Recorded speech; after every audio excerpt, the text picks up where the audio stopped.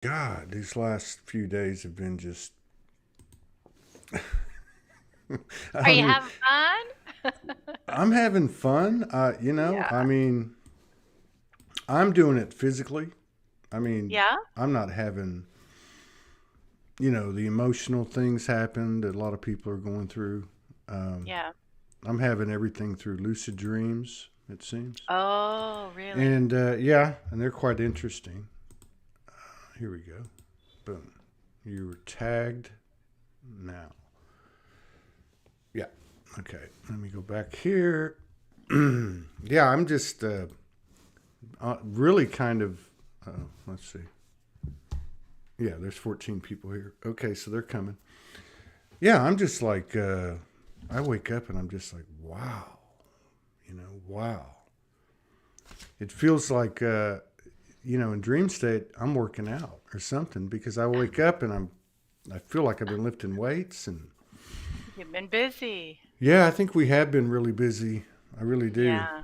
And Do you remember what you've been doing in them yeah, or? so for the most part, yeah. I remember last night, not last night, the night before was interesting because there was many of us, and everybody had a piece, and it was like we were putting together this new technology, Oh, wow. and the overriding theme of it all was everybody kept saying to each other, "It's working, it's working."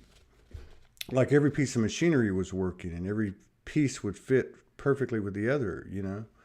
Oh, that's So, so cool. yeah, yeah. So I feel like the message was, we spend a lot of time, I guess, futurizing. I'll make up a word like Franco.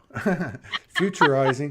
Oh, we spend a lot of time going, oh, the event is coming or New Earth is coming.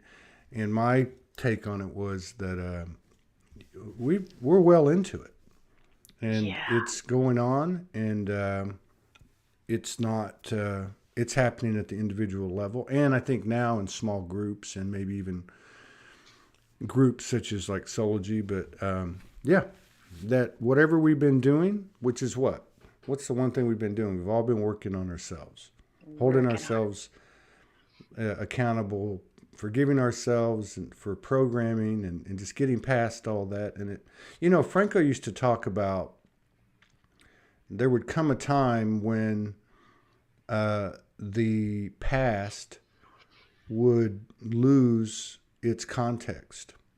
It would only be like a memory carrying no charge.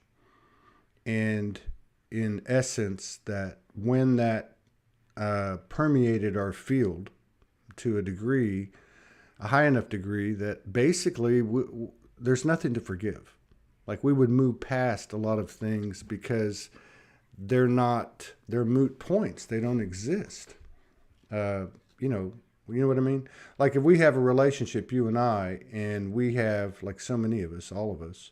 Let's say we have whatever comes up between us, some friction or point of contention or whatever it is that we can't go on like in the old paradigm. We would have to say, oh, you've got to tell me you're sorry or we're not going to be friends, or I got to tell you I'm sorry or we're not going to be friends, or pride gets in the way or whatever.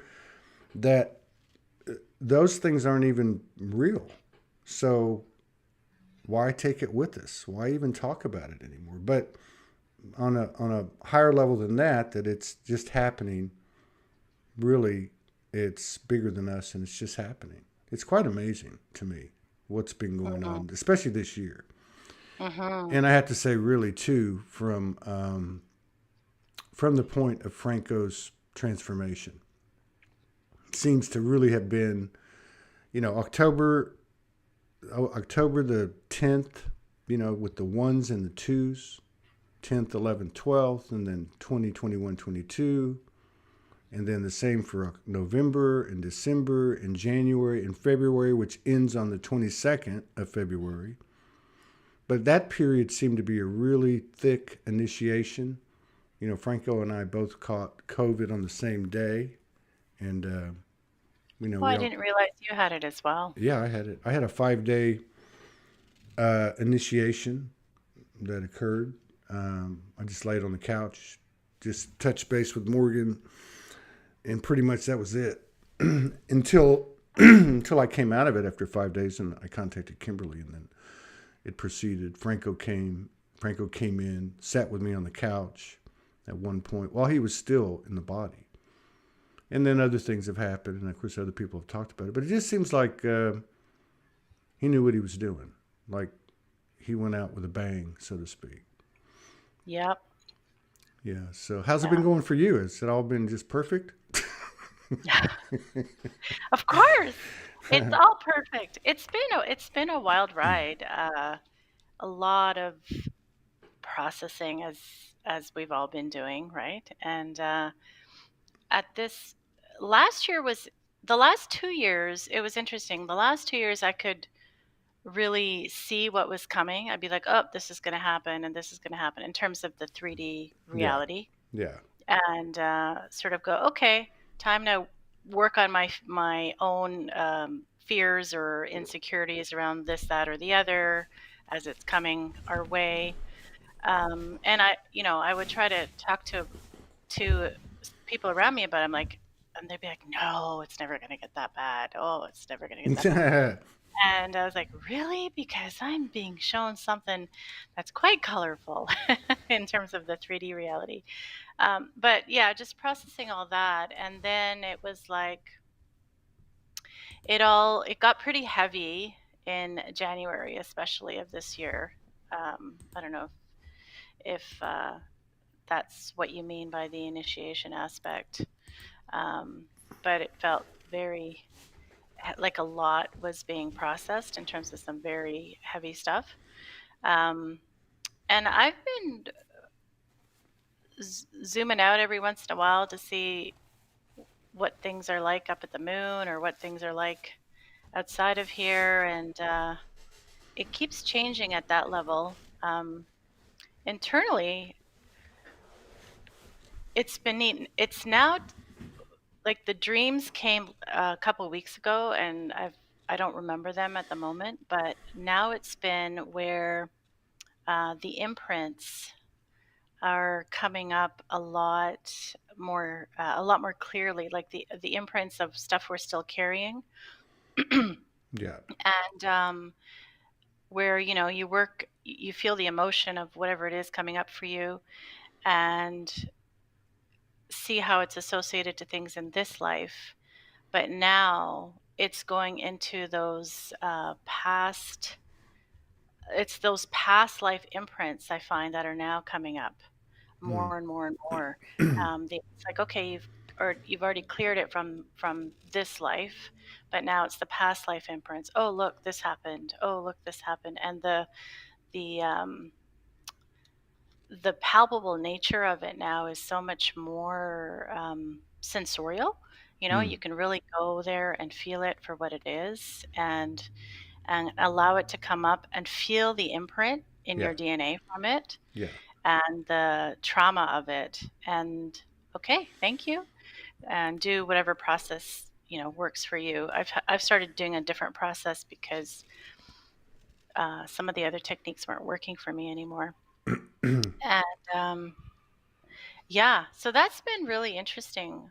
Well, I think That I've that's you just made a point that I think is relevant, because so much of what we did doesn't work anymore, and that's not a Mhm. bad thing. It's just that we're kind of outgrowing things, and I think the other thing that you bring up that's important, because we talk about this stuff all the time, and and you hear about it over the years, but really feeling into your feelings and your body, right? Your emotions, your feelings, your body. So you asked me about the lucid dreams, and I had one last Friday, which would have been April 1st. And I talked about it, so I'm not going to go into depth of it, but I had an extraordinary day that culminated in an experience at a restaurant, sitting at the bar, getting some gumbo, where I actually had about an hour, I'm estimating about an hour and a half of experience. And I'm talking about like, three different courses to what I was eating, three or four beverages, people coming in and out. And when it was over and I got up to pay my bill, only 9 minutes had passed.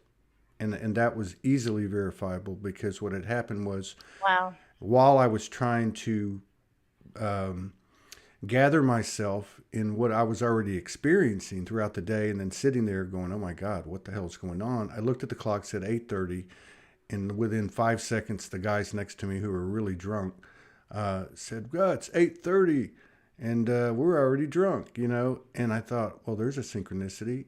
It's 8:30, so I knew it was 8:30. When I left, it was 8:39. But my point is, the day started, and I guess you could say my personal gateway started on that day, because when I was in bed, I got a phone call. I got several phone calls. I answered one. It was a very loud projection coming my direction, Mm. and from someone I don't even know, and it was just very loud. Sirens were going off, and all this stuff was happening. So after about 20 minutes of, speaking to this person, and going, wow, just feeling into the energy here, and all these different sirens going off in this little bitty town, I got out of bed and I went, okay, what do you feel? What emotions do you have? And I sat with them, like we've learned to do as part of me. And I guess you could call it bring it into equilibrium.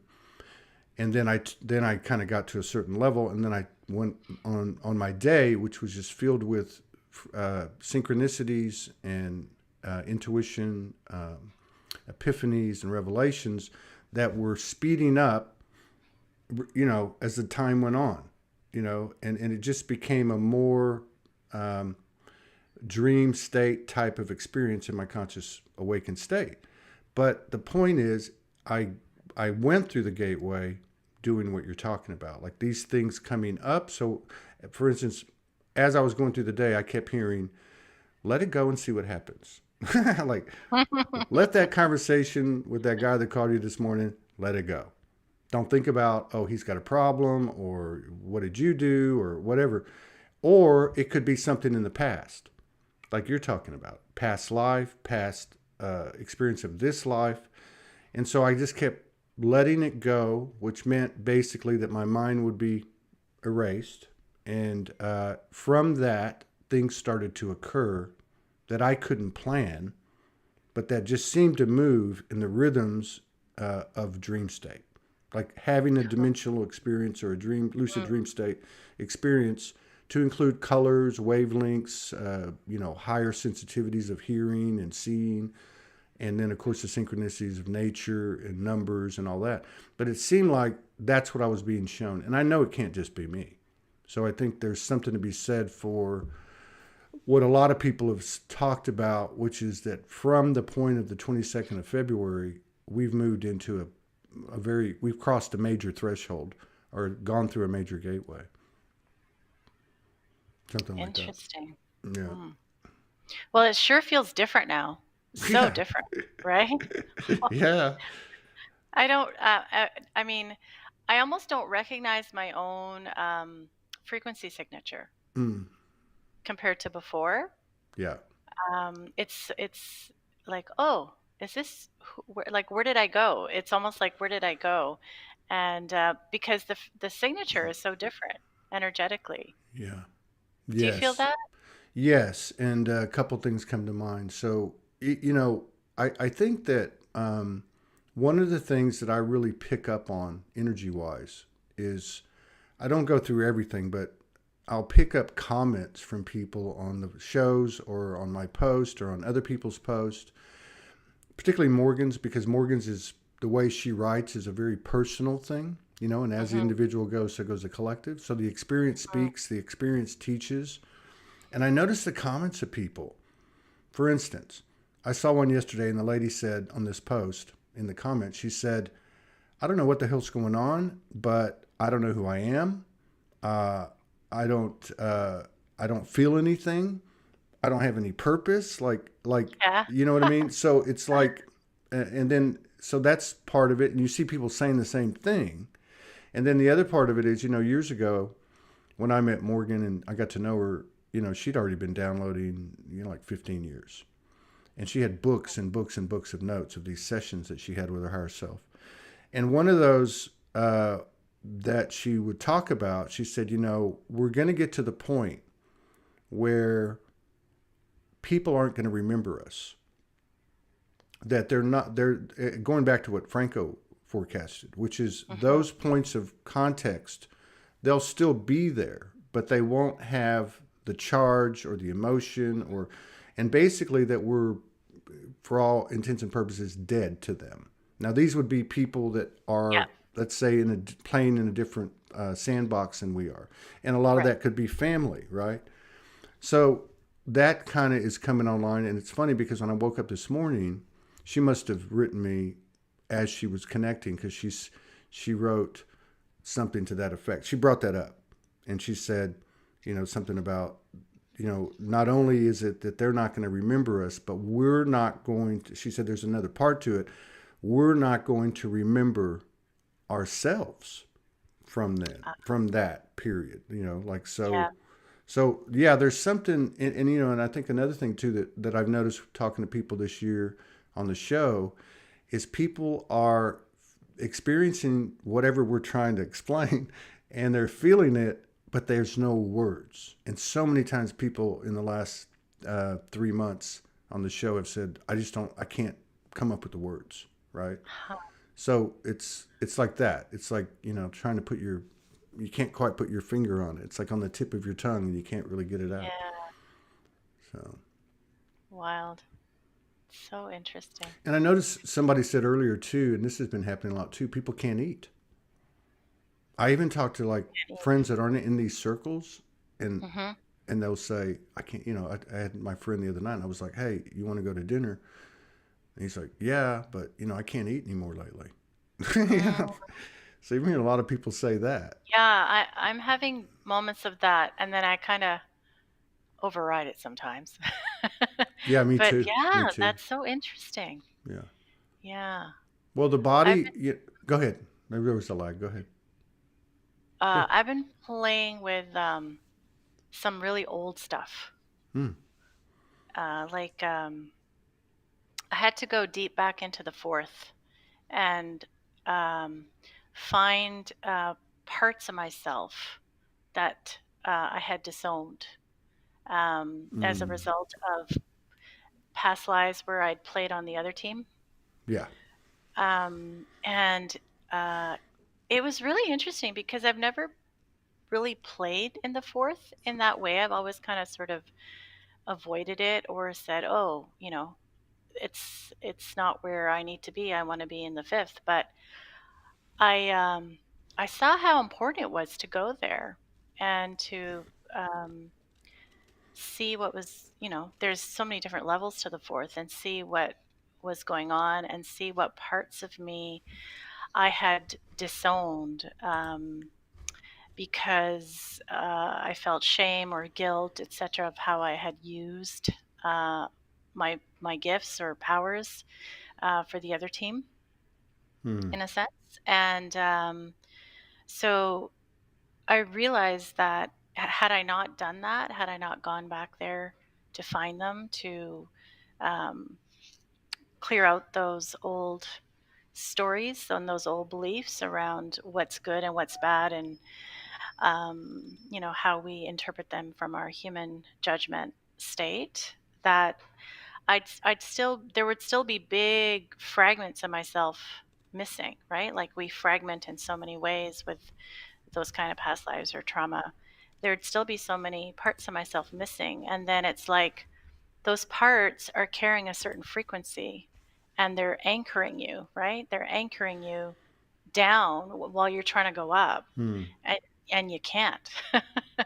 True. And you can't because they really need your attention because they're a big part of who you are, and it's about integrating it back in to make your wholeness. But yeah, so that was neat. Yeah. Just that experience, and then I found recently I've been really paying attention to the fact that I like to hide.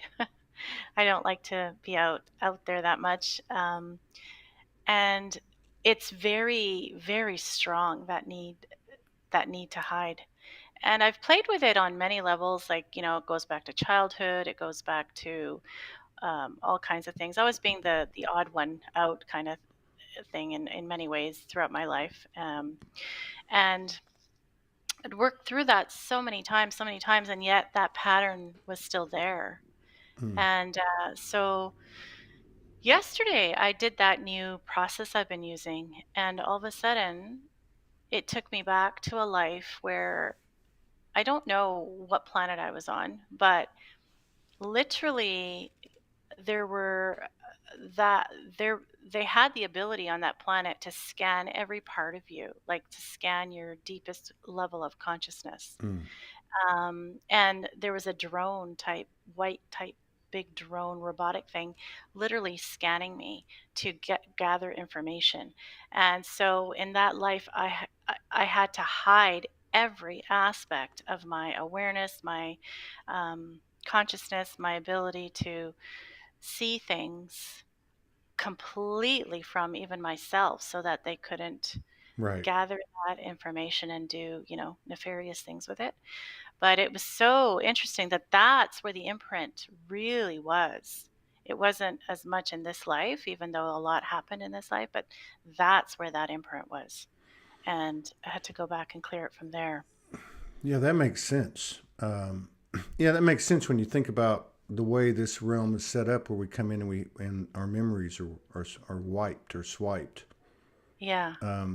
Because I look at a lot of my, let's just say, pre-Earth incarnation memories and vibes. I look at them. There's a sequence. There's a narrative, and if we go back to what we've all had, at least had a glimpse of, to see things from a higher perspective, where there is no dark and light, and we understand this and begin to try to apply it and embody it. But I see it. I see the story. Like, Franco and I talked about the galactic wars, and why are those memories coming up? And as I went into myself, I realized, okay, well, for the exact same reason that you're talking about, I had to go in and revisit those things, because there was an imbalance and a prejudice within my own field that somebody was lesser than me, right, Hmm. or greater than me. So I look at it kind of in terms of like time travel, where we, like, say, for instance, in your scenario, that was the seed of this continuing, really, program or condition that you had to go in to set straight, right? Like, you had to go in, and what happens, like, I don't know about other people, but since day one of my reawakening in 2011, every time something comes through, and I never understood it, it was like past, present, and future just merged, like boom, all of a sudden. Right. You know what I mean? And so Yeah. there's got to be some kind of relation or correlation to a process that you're describing that brings equilibrium into the present moment, which is really all there is, right? So, yeah, I think, and I'll just say this too, and I'll throw it back to you, but this, I know that we can't know, and nobody here does, not even Franco. In the conversations, private conversations that we had, there was still the element of we don't know everything. We know certain things, and we know in general, in a very simplistic way, which is powerful and profound, that there is one, there's a perfect design to the universe. We're all unique and equal fractals or souls. But, just in terms of like, here we go with the 3D memory. I just got off on a tangent. But I guess what I was saying is that uh, we don't have, nobody has the template or the playbook, because it's changing all the time. And we're actually creating it with our presence and our embodiment as we go, real time. And that Mm. information becomes available immediately. That's why it's so important for the personal transformations. And as the days have gone on, we've realized that it's more than words, that we affect everything. So, you could say, in essence, that one soul can change the entire world. I believe this. Now, it may only be my world, or it may be it all. I really don't know how it works. Yeah, it's pretty deep. It's this human form that we're in, as we get to know it better and understand it better. It's pretty wild. Mm-hmm. Like just what you're describing about how that those imprints, when you clear them, you're it's like multi-dimensional clearing, interdimensional clearing. And it just sometimes I like, we are the interface. We are the human is the interface for all of these dimensions. We have the ability to go way down there Mm-hmm. and pop back up and pop up anytime we want to, really, um, depending on what our intention is, depending on what we're working on. And it's like we're designed to do that so that we can go into the collective imprints for our own stuff. And when you go into the collective, into your personal stuff, but then when you go into the collective imprints of the stuff you hear about that goes on this planet, or um, what some of the shenanigans are that are going on, when you go into that, it's like you're drawn to do that. If you are, is because it's something within you Mm-hmm. that you need to clear from something. You've either been the victim or the aggressor in those situations. But then when you do it, you're being that interface again, Yeah. and then you're clearing it, and it's just like this big explosion of light or energy that happens when you get to that real zero point of all of that multidimensional, interdimensional imprints, right? And then you really zero point it everywhere. Mm-hmm. Yeah, I think your recollection of that experience on that other planet and how you were like cutting yourself off from yourself so that they wouldn't Mm-hmm. pick up your code. I mean, if you think about it and put it in the kind of terms that Franco talked about a lot, which was tech terms, um, Mm-hmm. it's all about the universe um, experiencing more and therefore developing more code. So that's what we're doing. And so I remember talking to Franco, a while back, and I was like, all this time we have been reaching out to our other aspects, however you want to identify that, whether you see them internal or external or both, and we're obtaining code, right? And I said, and this would have been like somewhere in the COVID part, and I said, I feel like that what's happening now, it's shifted. And I think in reality, it's been both ways all the time. And what I mean is that the universe, or let's just say the galactics, or whoever it may be, is picking up code from us, real time, all the Exactly. time. And Franco and I had a big talk about this in Sedona when we spent some time together in his own journey and examining his own situation, you know, and and I said, like why is more and more seem to be put on us? And I think that it's always our choice, number one. And number two, every one of these aspects is still not walking on water. Every one of them is not the one, it's part of the one. So I don't know about you, but as I go through different dimensions, I still see ego, what we might call ego. I see agenda. I see specialties that certain things have, or things that they specialize in, so they're pushing that agenda, and I feel that coming into my body. That's why I question everything. But what I'm trying to say is that we're delivering code, we're delivering the newest and freshest code to the universe through our experience, where at one time we were unconscious creators. Now we're becoming conscious creators.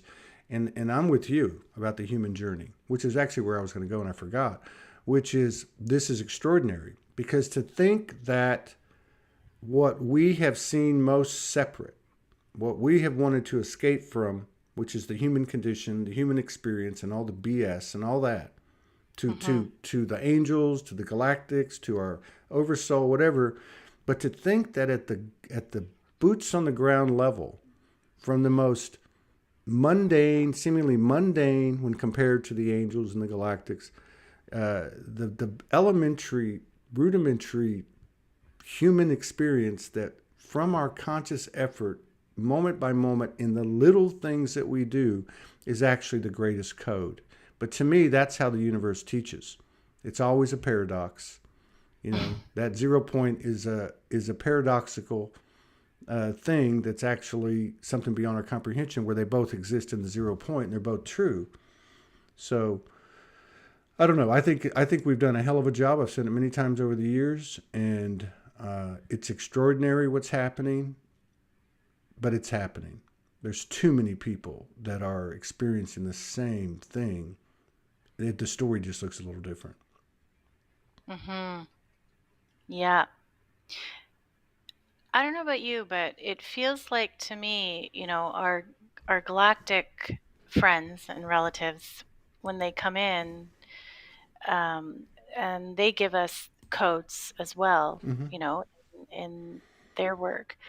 But it feels sometimes like, when you're a parent and you've got a 2-year-old and you're giving that, cultivating that child in the way that that child needs for its growth and development. But you're kind of like excited to see where this kid's going to be in 20 years, or when they get old enough to be fully sovereign as an independent adult. It feels like that in some ways, like they're excited and waiting for us to get to a certain level and to see what that level is, so that we can all work together Yes. to do some real interesting stuff here in this galaxy. That's a good point because even though I described it the way I did, there's always it's an equal energy exchange, like an infinity sign. We've always been giving code, and they've Hmm. always been giving code, and it will always remain equal because that is the perfect design. That's how it works. The universe is subjective. It's going to give what it's gotten. What goes around comes around, right? I mean, Yeah. it's interesting. Morgan's put together these. What we started doing just together, we started visiting the new grid, okay, the new Earth grid in Oh, session. yeah. And Huh. then we brought in like a third person, and then it just evolved. And now she's doing these small groups of like 10 people.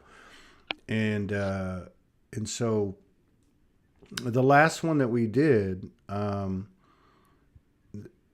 it was, when we went into the grid, first of all, and I wasn't the only one, because it's interesting how these work, because people will experience the same thing. It may not make sense at the time, but eventually you see we're all in the same place. So we're in this grid and everything is white, like this pristine off planet white. Everything has, curvature and lines and profiles, like we would just in our normal day, but everything had this incredible white. And we ended up going into this space, and in that space was the entire, it was like a big ballroom, like in an old castle. And all the brother, sister souls of all different species were there. And what you're saying was what I was picking up, which is you guys have done this. You've passed, you've made it through these initiations. It was a celebration, Hmm. and almost in like an honoring and reverence of what I would have to describe as the incarnated human to this point. And so the other thing that came out of it too was that, and I know we've heard this before, but I think everybody knows that things are done in the energetic field and then it manifests in the physicality, which has been a reduced amount of time between cause and effect, right? As time has gone on. But that Yeah. the message was, you've done this, and just keep doing what you're doing. And I really feel like that we've got a lot of momentum now because there are small groups coming together. Agendas are falling away naturally, sometimes painfully. Ego trips are falling away, same thing. And we're coming together in a higher more open and accepting and allowing frequency. And this is what gets me. You don't go, okay, we do this and this is what we get. You do this and then you see what you get, like my experience Friday night. Right. Yes. No expectations. Mm-hmm. That's cool about the celebratory thing. I've seen that so many times, not in the New Earth grid like the way you're describing, but I've seen that where, you've got like a lot of celebratory stuff Mm-hmm. happening with multiple galactic family members Yeah. going, yay, you did it. And then there's Yeah. the and I used to always talk to Franco about this, which is you have some type of physical presence, I guess you would say physical presence, apparently, with galactic involvement. I look at the galactics as facilitators. Hmm. But, I'm talking spaceships and I'm talking abductions and visitations and most likely, unless they're very good at creating stories of, interactions, influence with what we call our governments and so on and so on. But where does that stop and the non-physical start? How does that work? Is it, is it a distraction? Is anything that is keeping us from what we all share, which is the personal introspection and discipline of raising our frequency, is there anything else that's greater than that contribution, even though it feels like we're just doing it on our own and half the time we think we're losing our mind? You know, that's just something my curious mind has always wondered about. Probably always will.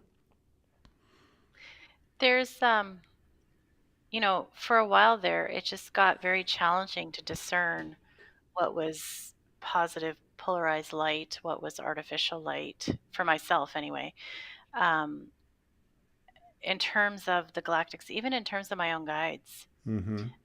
And I was like, wow, this one's definitely a trickster. And so for a while there, I shut it all down. Like I actually told my guides, sorry, I'm not working with you at the moment. And then Franco came in quite a bit after that. And This is I stopped. post his transformation. Yeah, we Okay. had a lot of very good Mm. discussions or exchanges. But yeah, I shut it all down because I'm like, something is just there was too much interference coming in, too much something. And I couldn't discern, like the discernment was not able to pick up because some of it got so advanced with false light that it was really challenging to discern. So, but it was exactly what was needed for my Right. own journey because it's like, okay, you have it all within you, and yeah, this is the entourage, but we don't need to always rely on it. Um, and yeah, I do question a lot too, Todd, because sometimes when I go out, I'm like, wow, it's like when I zoom out from it all, it's like, wow, it's a hologram within a hologram. Mm-hmm. And Yeah. what's real? And what is real? Or is anything ever real? And at one point, when I went out, and I did have these conversations with Frank. I'm like, Franco, I've gone to the edge of the universe. He's like, me too. And we'd have these conversations. I'd be like, it's all black. And he's like, yeah, it's all black. And for fun, I went out again just last week and I started to look at the black. I'm like, what is this black? And it's like tiny little balls of black. I'm like, oh, it's like pixels. Exactly. It's pixels. Yeah. And I was like, wow, we really have no idea what really all of this is, Mm. but just keep doing your work, Yeah. because obviously it's shifting, veils are thinning, and so much experiential Mm. changes are happening. Yeah. It's I've always called it the holy darkness. Yeah. When I started writing, when I rewoke, and as time goes on, I see the holy darkness as the mother's womb, and I see the dance of polarity, or in this case, extreme duality that we have created here. Thank you, Franco, for being one of the architects of this experience. But I see it now as a excuse me, as a toroidal field, because you've got that thing Yeah. going on, right? And I even look at this because of the luxury of being in a relationship where we're both, doing what we all do, work on ourselves, but also understanding that all of our polarities, and that that is not a weakness but a strength. But to get to the strength, you have to have the fortitude to keep coming back to love, right? So I see it as, even like today, like what happened to me on Friday. I was told you can either, so one force would be let it go, and the other force would be hang on to it and let it hold you down, like you talked about. Mm-hmm. So as they keep bumping into each other, they keep bumping into each other for a reason, just like the loops come around to us over and over again until we get the lesson. Yeah. So they Yeah. keep bumping into each other. And as they bump in and they go around, make the route on the toroidal, and they come back and they Oh, bump in again. And at some brilliant. point, boom, it Yeah. happens. Now, this is like Yeah. part of what Morgan's downloaded over the years, which is it only takes one split, you know, iota of a moment, or whatever how you want. I did just that split second, that split moment. It only takes 1 second for that conception to hit, and then from there, that's that holy darkness. That's that womb. Because here's the other thing: if I'm a force coming from here and you're a force coming from here, whatever those two may be, we know what we are, or at least we think we do. Like I'm carrying Mm-hmm. this conviction, you're carrying that conviction. But when we Mm-hmm. go and so that's a known quantity. But when we hit this point, that holy darkness, we don't know what's there. And if we look at our experiences of sovereignty that we've all had moments of as we've gone through the dark night of the soul these last few years, how many people have packed up their stuff? My higher self told me, get rid of everything and get a caravan and just start driving around, and we'll tell you what to do once you get there. Like, so that's an unknown quantity, but it creates that fertile field of new birth, new creation, which is what it's all about. Uh, that's amazing. Thanks for sharing that. Because when I was feeling those pixels and tuning into them, it was like they're nothing but everything. Like they have the potential energy of being anything, but currently they're just neutral, nothing, waiting to be formed into some creation. Yeah, yeah, and I think that's what again, you know, um, when as I've come to understand, and again, these things are metaphors, but like herioscamos, or we could say the merging of the masculine and feminine within ourselves, or having this experience where we actually have the external opportunity, which is limitless. There's no line of success here, or you won. It's never ending, so it's always Mm-hmm. about potential. But when that happens, when you have that point of, let's just say, conception, or like in Herioscamos or soul merging, like as an example with Morgan and I, many times, whether we're physically together or not, and that point comes, the feminine, which is all of us, have this obviously, the mother, can consciously send that creative energy into what it may, you know, like we'll hear a lot. She'll say, the golden particles are here. I'm going to send them to Soulogy, or I'm going to send them to our relationship, or I'm going to Uh-huh. send them to getting a new house, or whatever the case is. So now I think the big part for me is we actually do have enough wherewithal and experience to go, I can truly be a conscious creator. And this isn't about creating a red Corvette in my driveway. This is about actually going, well, where do I want to go with this? So, like a kid, I spend a lot of my time now, just not a lot, but I mean, like, there's just a certain amount of time. It could be 5 minutes where I'm like a kid going, I love everyone in this world. I I see peace. I see, and as opposed to having a very low ceiling or even a self-centered kind of aspiration, something that affects the collective. Kind of like watering the whole tree and not a leaf on the tree. That's amazing. Well, I mean, it's all us, right? We're Mm-hmm. made in the image, so why would we be limited? Yeah, it's just finding out how to use those codes or be that conduit because Yeah. we've tried and it's been distorted and it's it's getting more clear. I mean, that's great that you and Morgan have been able to access that. Well, I think a lot of people have, and I think it happens. Obviously, this process we all know Yeah. coming into this, let's say, the Earth realm. Mhm. So we get that wiped out. It comes back because it's innate. And what's the difference between what's within and what's without?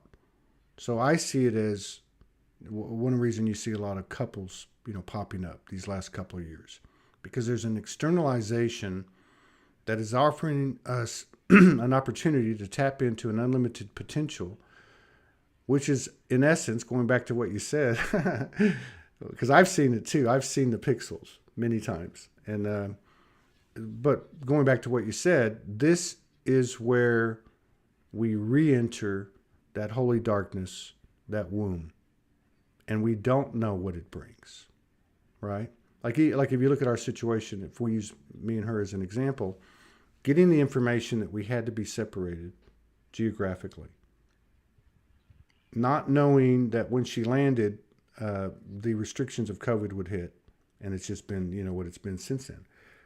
But regardless of the burden or the uncomfortable nature that it may affect to the human aspect or the human entity, as Franco called it, still having the persistence and the determination and devotion and faith to accept this which has occurred, and then as a result to begin to experience things, and you start to see, wow. But this is the template of all of our lives, or we wouldn't be here, all these crazy, weird people that are in these communities. We've all followed this guidance and it's defied conventional wisdom. So why stop now? Why stop now? Yeah, we can relate. I mean, I got the message the beginning of last year that I was going to be leaving Canada, but then I wasn't being told where to go. And then in October, I'm on the internet and I see this volcano, and I've done work with a volcano before in Costa Rica. I see this volcano, and it just was like, you and me, we got to connect. And I was like, wow, where is this place? So I researched, and of course, it was in Costa Rica. So I'm like, Wow. I got to go. And right after I decided that, they made the announcement that as of the end of October, you couldn't fly out of the country if you didn't have 3 scoops of ice cream or 2 scoops of ice cream, so to speak.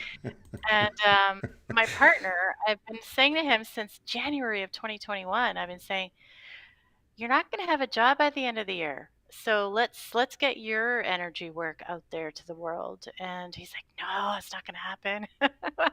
That they wouldn't do that. I'm like, okay, we were all on our own journey, right? So come October, I'm like, I need to go. Are you coming? Are you staying? What's happening? And he's like, no, no, it's going to be fine.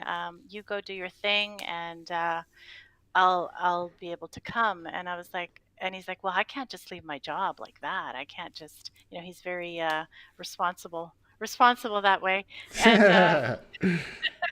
And so then I was like, huh, wow, I don't know if we're going to see each other again.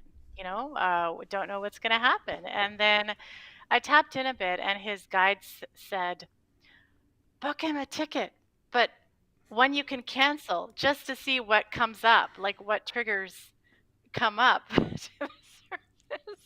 So what Uh, happened? so I booked the ticket while he was at work. He gets this email and he's booked to fly out. And he's like, I couldn't eat lunch that day. I was nauseous. And I'm like, great, let's work on it. Let's work on what came up.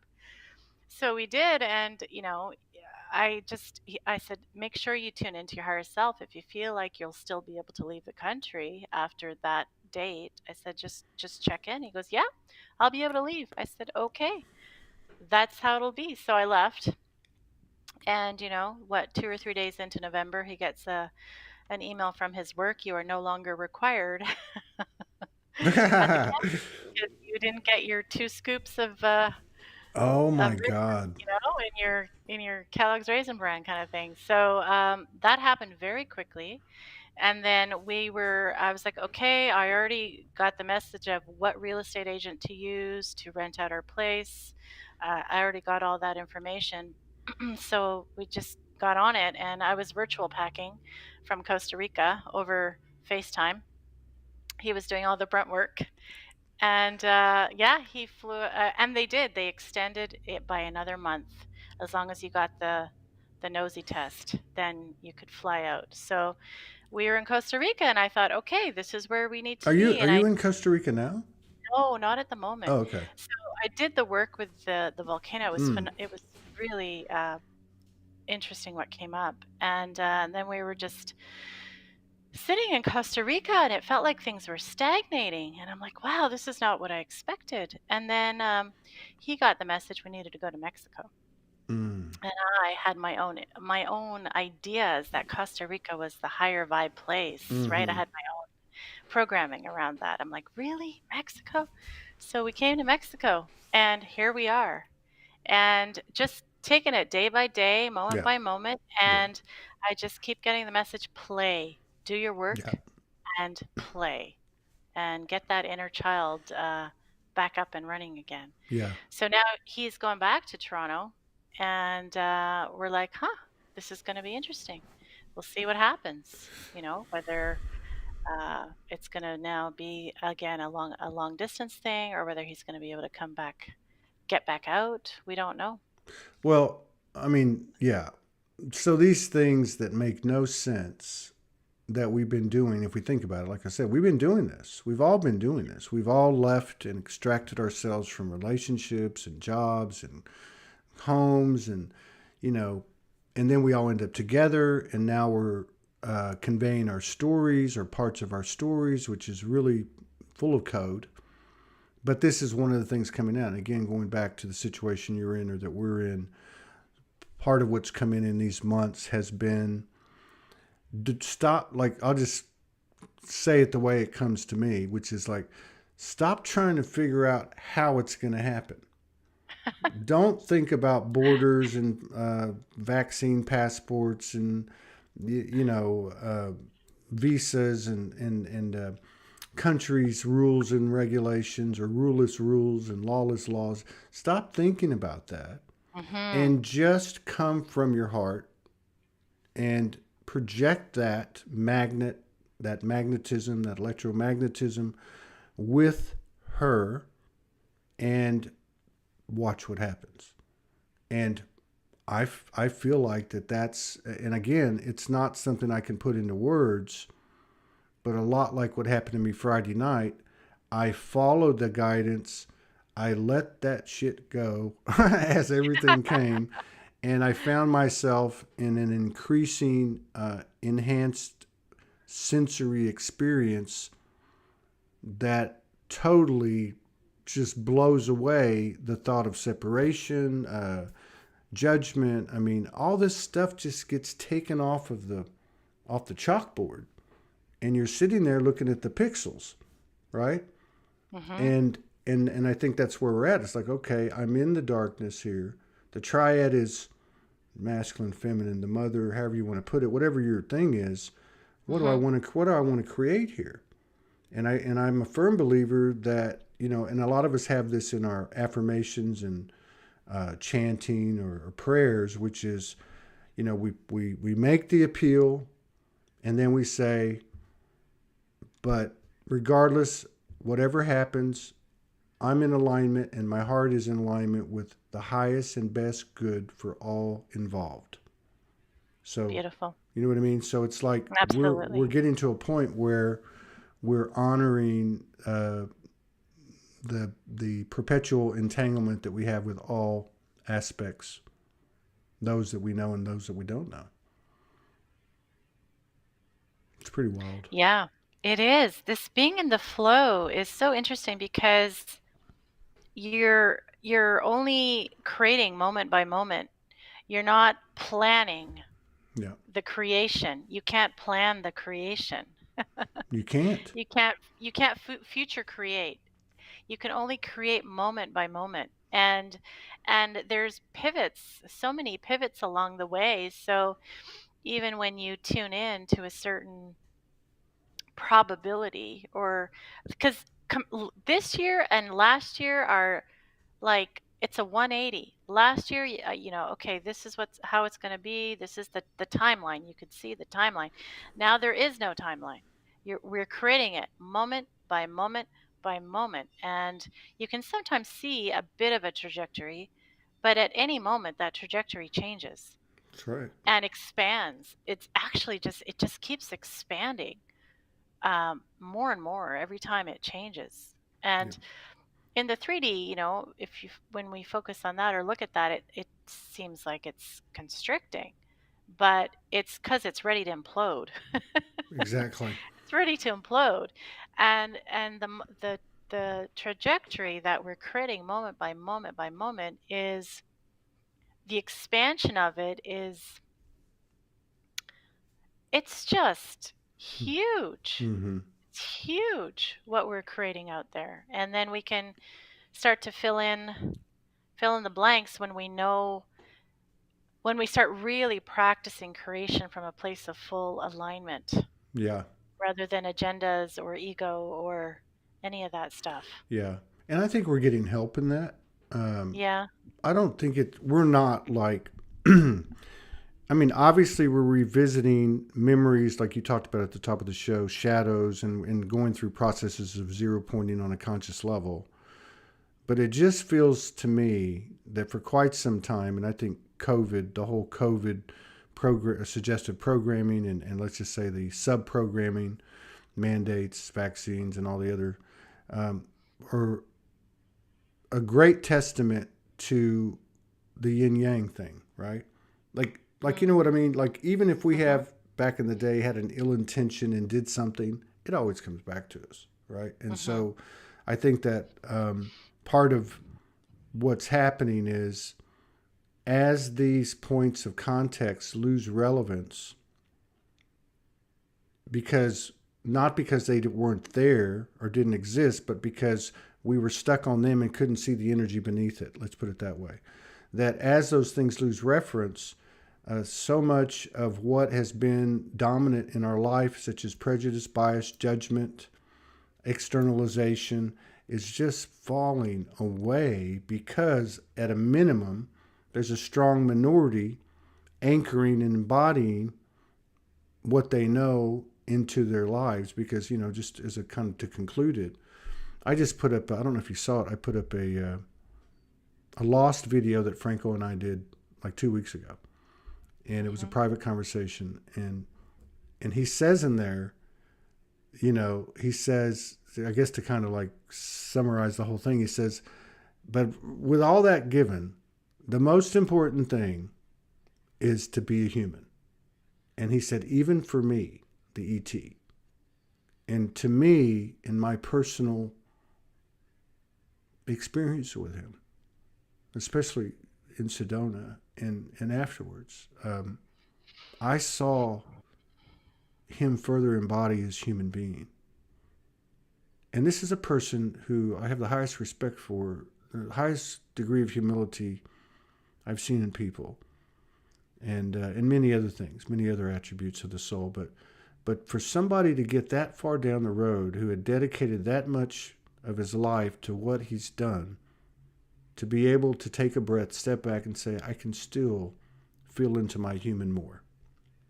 That's profound to me. that covers every experience that we could ever come across, because we can always find that humanity, which I think we haven't given credit to the virtue that it is and the offering that it is to the universal family, and only come from us. Could only come from us because we're the boots on the ground. Mm-hmm. Whew. Yeah. It's good seeing you. What part of Mexico are Good you in? seeing you too.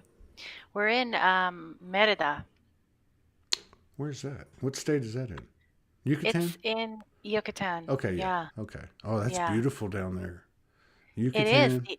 Yeah. The energy in this city is off the charts. Yeah. I never thought I'd want to live in a city again, but here we are. Yeah. Well, Mexico, I grew up on the Mexican border, about 2 hours north of Yeah. it. And of course, a lot of the culture, coming from a Mexican American family with, a lineage going through Mexico. Um, Mm-hmm. but I've always, and I'm a history buff, and, Mm-hmm. just in general, like to pick up information.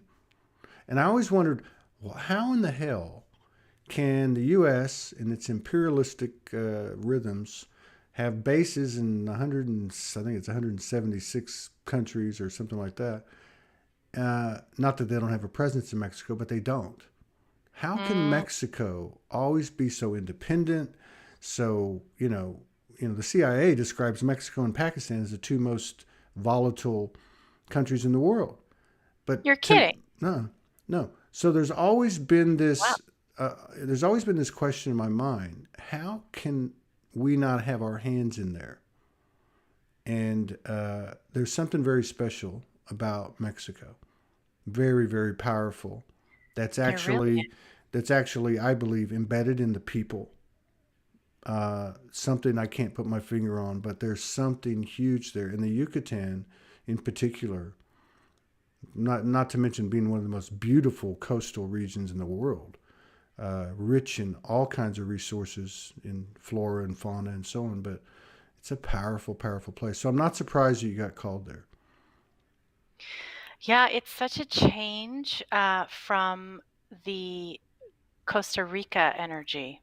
Yeah, And it's not what I had expected. The Maya are amazing. I mean, you still have little pueblos all over the Yucatan of Maya where they only speak their language, yeah. and they don't speak Spanish. Um, and when you drive past those little pueblos, the energy from them, it's off the charts. It's off. I have a feeling it's going to be a much more prominent part of the world than it has been. You know. That's what like we've met an amazing community here just like that. And uh, this one fellow he's a Shambhala, um I don't know what the word to use is. He's been practicing it for 30 years, and he can go for months without eating and stuff like that. But he says it's going to be the start of the new earth. Well, yeah. And I thought, oh, that. I feel like there's going to be a lot of power centers. I think Australia's one. I think Yeah, that. Arkansas is one. Here where I'm at, I Yeah, think is one. Yeah. you're an arc. Okay. Mm-hmm. I I feel that too. I feel like there's going to be nodes all over, Yeah. and the nodes are going to just create a new grid, Yeah. a whole new grid. Yeah. Wow. Yeah. Every one of these shows is like a session. This was a powerful one. I really appreciate it, and I'm really happy that Thank you. you're doing what you're doing. It's good to touch base with you and Yeah, good to feel touch base with Franco you. too. I feel Franco with you and I. Um, Yeah. and Well, he came in and he said, "You need to go on Todd's show." I was like, "Oh, really?" And then Morgan reached out just a few days after that. you can't make this shift up. You can't. We got another two shows today at least. We got another one in 26 minutes, so I'm going to have to cut out. I got to run up to Yeah. the store real quick. Thank But you. I love you very So great to much. I see you. I love you appreciate you. too. All blessings to you and your partner and all your loved ones. Thank you. We will be having a Soulogy Fest September 23rd, 24th, 25th in Arkansas. It's going to be a lot cheaper than Sedona, and I'm expecting at least 3 times as many people. Oh, wow. Amazing. With the emphasis being on the gathering itself. Obviously, we'll have a stage and presenters and performers, but I think what I've been getting is that it's about meeting each other in person and just building off what we did in Sedona, So Amazing. anyway, you take care and You too. Thank you so much. Much love to you and yeah, Morgan. okay. Bye. Hasta luego. So that's all the Spanish.